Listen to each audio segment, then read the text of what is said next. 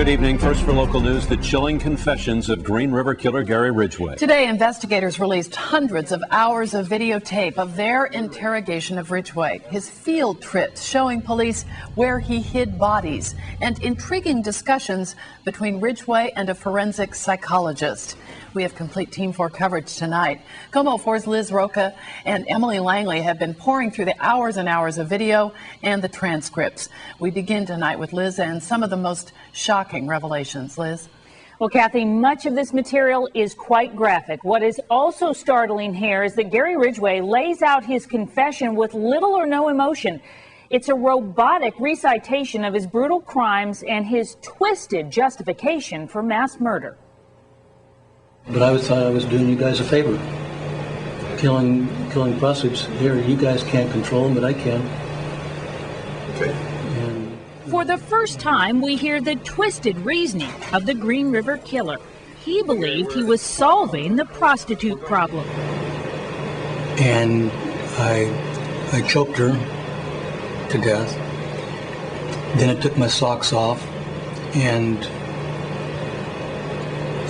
got him in a knot and tied him around her neck and tied him as tight as I could. I'm quite sure I put. In hundreds of hours of interviews with police over 7 months, Gary Ridgway laid out his grisly confession, hoping to save himself from the death penalty. I agreed to plead guilty to the counts that I committed, not any others. This date is June 13th, 2003. It's Ridgway's first interview with police. He tells them he's killed at least 47 women, but it could be as many as 53. He's just not sure. That's where the guardrail, at the end of the guardrail. So you want to, on the left-hand side. Left-hand side? On the left-hand side. In eerie field trips, the killer leads investigators to 3 of his victims. All right. Okay, let's start walking.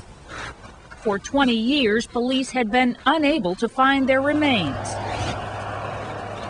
Could we walk down there? That tree looks familiar. Down here? And there's a... But despite what they gained, investigators tell me these trips troubled them because they knew Ridgway was reliving his crimes, getting one more thrill at their expense. This is definitely the spot. And it was sometimes difficult for police to listen to the killer's confession. And so she raised her head up, and that's when I put my arm around her, my right arm, and started choking her. Here, Ridgway describes how he killed one woman in the woods near SeaTac Airport. In a horrible twist, Ridgway left his young son waiting in his truck just a few hundred feet away. Matthew, was sitting back in the truck. I don't know what he was doing. I told Matthew I'd be back in a couple minutes. I'd go for a walk. We'll leave you right there because we're coming back at 5:30 with more details about that chilling story.